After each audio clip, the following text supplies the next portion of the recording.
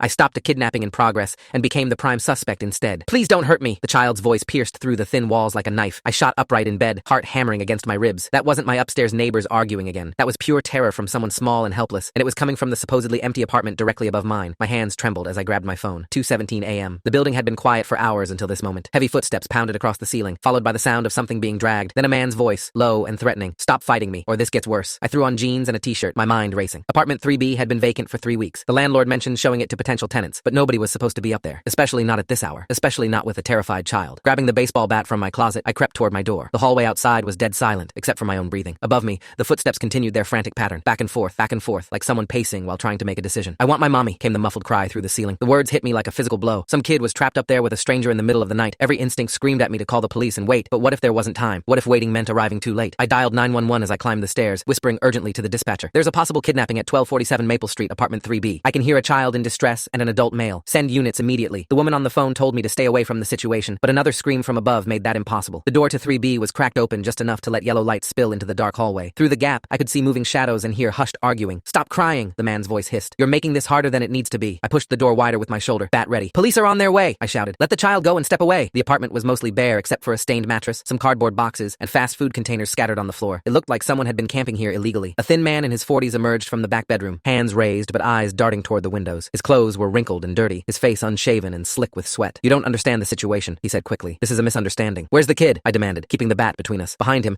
I could hear quiet sobbing and what sounded like someone struggling against restraints. My blood turned to ice. This was exactly what I'd feared. Some predator who'd taken a child and brought them to an abandoned place. She's fine, he insisted, backing toward the bedroom. She's my daughter. We had a fight and I brought her here to calm down. Family business. His story sounded rehearsed, desperate. No parent would drag their child to an empty apartment at 2 a.m. to calm down. Then why is she so scared? I stepped closer, adrenaline making my vision sharp and focused. If this is innocent, why are you hiding in an empty apartment in the middle of the night? His explanations weren't adding up, and the terrified crying from the bedroom told me everything I needed to know. The man's eyes went wide and he bolted for the back room. I heard a window scraping open and more struggling sounds. Without thinking, I chased after him, determined not to let him escape with whatever child he'd taken. The bedroom was dark, except for streetlight coming through the window he was trying to climb out of. That's when I saw her. A girl, maybe 8 years old, tied to a chair with rope around her wrists and duct tape over her mouth. Her eyes were huge with terror, and tears streamed down her face. She was wearing pajamas with cartoon characters, like she'd been taken from her bed. It's okay, I told her, rushing forward. I'm going to get you out of here. I started working on the ropes while keeping an eye on the window where the man had disappeared. My hands shook as I untied the knots, but I managed to free her arms. She immediately pulled the tape from her mouth and gasped for air. He took me from my room, she whispered, voice hoarse from screaming. I don't know where my mommy is. Her words confirmed my worst fears. This was definitely a kidnapping, and I'd arrived just in time to prevent something horrific. I scooped her up in my arms and carried her toward the front door. You're safe now, I promised. The police are coming and we're going to find your mom. She clung to me like her life depended on it, small body trembling with shock. That's when everything went wrong. As I reached the hallway with the girl in my arms, 3 police officers rushed up the stairs with guns drawn. Stop right there, the lead officer shouted. Put the child down and get on the ground. Full story on my channel and linked below.